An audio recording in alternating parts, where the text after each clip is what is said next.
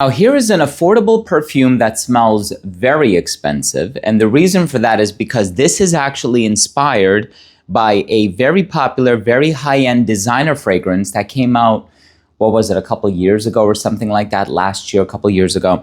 So this is Symphony Harmony by Le Falcone. So they have two fragrances within this collection. This is the only one that I own, but this is Symphony Harmony. And this is actually inspired by Lovers by Louis Vuitton. Now, I'm actually wearing this fragrance today. It's my scent of the day. It has the ginger, the sandalwood, the cedarwood, the bergamot, the galbanum, the solar notes.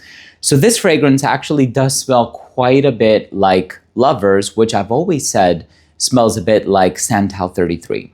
Now, Santal 33 by Le Labo is a perfume that came out many, many years ago. It's actually quite spicy in the way that it presents itself. It has that papyrus ingredient. It has the sandalwood. It's multifaceted, and it's a beautiful fragrance, albeit a little played out. I know a lot of people like to wear Santal 33. You smell it pretty much everywhere.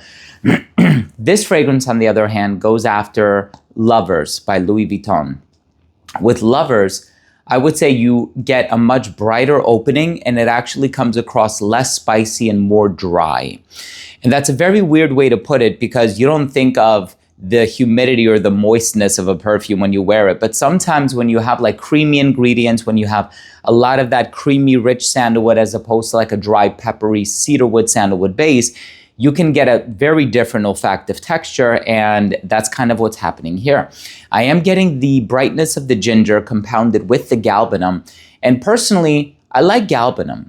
It's a very green resin. It depends on how it's blended. It depends on how much of it is being used in a composition. But I think in this one especially, it actually works really well with the sandalwood that is residing in the dry down. The ginger plays a big role, I think. The bergamot is fairly short-lived. So it is gonna open up rather bright in maybe the first 15, 20, 30 minutes of the fragrance, but then it very quickly transitions into that sort of gingery, solar, sandalwood base and heart, right? So this is a very easy to wear fragrance, very mass appealing. The longevity on this fragrance specifically is not spectacular. I actually reapplied this fragrance like 3 times yesterday. I'm not saying I had to, but I just wanted to relive that introduction. And so that bright opening, of course, with the bergamot and the citrus combined with the galbanum, I just wanted to get that again. So I sprayed this one on yesterday morning, and then a little bit in the afternoon, and then much later in the evening, believe it or not, around 8 p.m., which was a few hours before I went to bed. And again, it's not a super long lasting fragrance, right? There are some LV profiles like Pure Oud or Ombre Nomade or, just a handful of others that tend to last a very long time. I wouldn't say that's the case with this one. The longevity on this one, unfortunately, is like 5 hours. So it could be a lot better, but I think the same thing can kind of be said about the original. And so I don't think it's Le Falcone's fault per se. I think they're dealing with a DNA that is not too base heavy.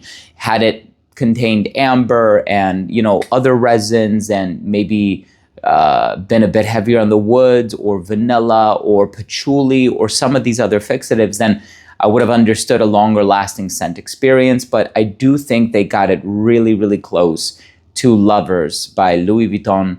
I'm going to be wearing this fragrance a lot because I actually really like this DNA. I think it's a vibe, right? This is not an everyday scent. If you want an everyday scent, I would go with Armaf's Dunescape. I just spoke about this in yesterday's video. This is a great take on the Afternoon Swim by LV DNA. So effectively, you have 2 LV twists here.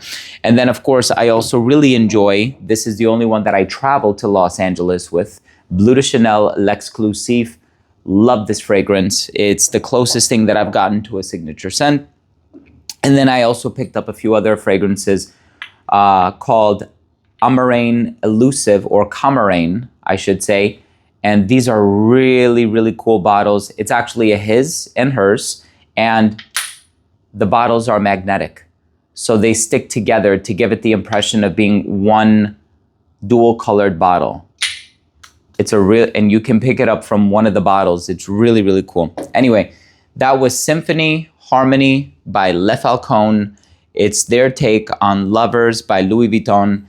It is a very good take on Lovers. And I just love how dry, how woodsy, how sophisticated this one smells without smelling overly culinary. And I think that's an important thing to mention. Thank you so much for watching. Thank you for joining. I really hope that you enjoyed this video, and I hope that you took something of value from today's episode. And of course, if you did, please do consider supporting the channel by clicking subscribe, hitting the bell, and giving this video a thumbs up for the algorithm. It would really mean a lot to me. Thanks again for watching. Love you all. And we'll see you tomorrow with a new episode. Bye.